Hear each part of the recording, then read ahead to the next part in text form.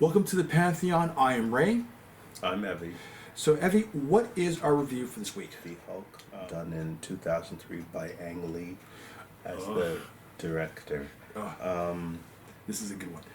This is an origin story. First of all, Bruce Banner's father did experiment on his son What's with on gamma radiation. Was it gamma radiation? Yeah. Okay. Yeah, gamma radiation causing him to like freak out in that I'm sorry, I shouldn't laugh. Yeah. in that you know he'd be angry 1 minute, you know sometimes he'd be sick, or sometimes he would just he would have these fits of anger. um, you know, and the dad had anger problems too. You know, until and causing a lot of problems. So yeah, I'm not gonna tell you what those problems were, but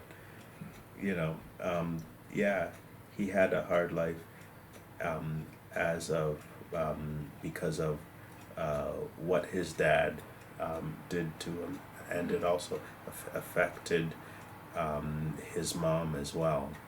So yeah, he lived. Yeah, I found it more cerebral. It's a troubled life, right? Yes, exactly. Okay. Here's what. Okay, I'm going to try to break it down, and I'm Yeah. not going to. I'm going to show you. I'm going to go into something where I didn't know until I had to look into this a little deeper. When I first saw this, was in the theaters back in the day. Yeah. And I looked very carefully at the opening montage at the beginning, Okay. and I saw what was going on, but it's a lot of stuff being thrown at you, and until you get to the end of the movie, and you see, like the father's perspective and like what was really going on, you would have to watch the movie again a second time to understand like what is really going on, Sure. really going on. Because this is not a movie. This is not a movie for children. This movie is a psychological experiment, and I mean this in okay, because it's about. Okay, well, let me go about this. First of all, let's just talk about. There's only like 5 characters in this entire film. Yeah. Right. And it's hard to keep track, even for the fans of the old Bill Bixby series. And I think going into this, I knew of the old series. I seen the cartoons, the '80s cartoons. I even remember the '60s cartoons. Which was really bad. And if you're looking at from that perspective, this film had nothing to do with that. You have to be a fan of the Peter David novelization of this. Peter David was the comic book writer for 12 years, one of the longest writers for the Incredible Hulk. He based his concept of the Hulk based on the Secret Wars story, which was 312. That's where this came from. So if you're a big comic book fan, issue 312 is where it began. It's the episode from Secret Wars with the Beyonder. Yeah. And they show you a perspective of Banner's childhood, like a section of a history that no one saw before. It's a perspective that no one knew about. And Peter David explored that even further in his story arc, which is I think issue 377 is that issue. And I bring it up for you because if you want to Google search or do a review of this, it's going to explain a lot of what Ang Lee was trying to do with this movie, and what he was able, basically the overall concept of it, because it was Peter David's concept is what he was going for, not the Bill Bixby version, because this is not it, and fans, people went home, kids went home confused. Right, I was at the age where I was a young adult. I went home thinking this is like someone. My mind wasn't couldn't wrap my around of what it was I just saw. And then now for this review, I saw this movie. I think I saw this film maybe 2-3 times. Yeah. Just to see what I was seeing at, or just to see what I was seeing at, just to understand what I was watching, to comprehend it. Right. And okay, I'm not sure how much we want to go into the reveal, but the essence of the story, as you were saying, is that first of all, there's David Banner and there's Bruce Banner. In the series, David Bruce Banner was Bill Bixby, okay? In this one, David Banner is the father, Bruce Banner is the son, okay? And in the comic books, Brian Banner, okay, is the father in the comic books. And in the comic books, Brian was an abusive father. The essential story was, it's a cycle of abuse, you know. Okay, yeah. And does the abuse become the abuser? You know, it's trying to break that. It's trying to break that cycle of violence. Right. Yeah. And for sure. that is one of the themes of what Ang Lee was going for. Abuse.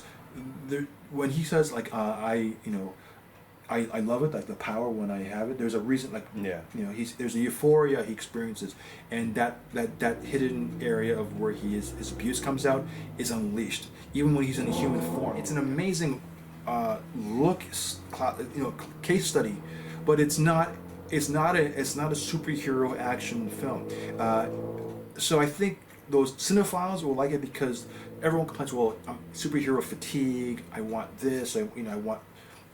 You got what you want. This is for you. Those who this film is it's a dramatic character analysis of the Hulk and what makes the Hulk the Hulk than it is an actual superhero film. Yeah, and with the paneling and the artwork, it's an art house film than it is a film to that nature. And I can understand now. I understand why it's like a prequel, sequel, pre-sequel to Incredible Hulk. That's not really connected, but if you want to say it's connected, you can. Yeah. There are barrels to it. Okay. I would say maybe a 7. Oh, really? 7 out of 10? Yeah. I'm gonna give this a 7. I'm gonna look at this from this perspective of what Ang Lee was trying to do, and if you read the book, read this from Peter David's version with 377, you'll understand where this is coming from. If you did not know what comic book this is from, not rather than the series or a movie or any other adaptations, this would go over your head like it did the majority of the audience who saw this in the theaters, because it plays on the fear of a man afraid of, like if he opens that door, a man with a knife will come and kill him, which is not a film you want to show a child who gets a Burger King commercial from seeing the Incredible Hulk commercial. So it's such a strange. I think it was marketed wrong, and I thought it was if they changed the marketing to suit the premise of it, it would have been okay. I think so. That's my opinion. But I like what Ang Lee. I thought Ang Lee's choice was brave, but it. And if you want a dramatic movie, you got that. You got more than you deserve. But I thought it was. I understood what now, knowing what I've looked into, I understand it more.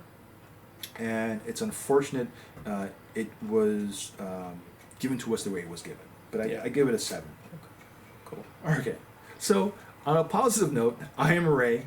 I'm Heavy. We'll talk to you next week on our next show. If you like our podcast, please subscribe on our YouTube channel.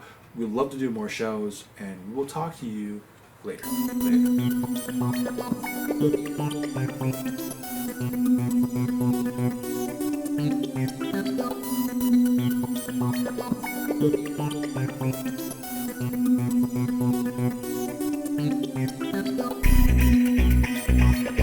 Later.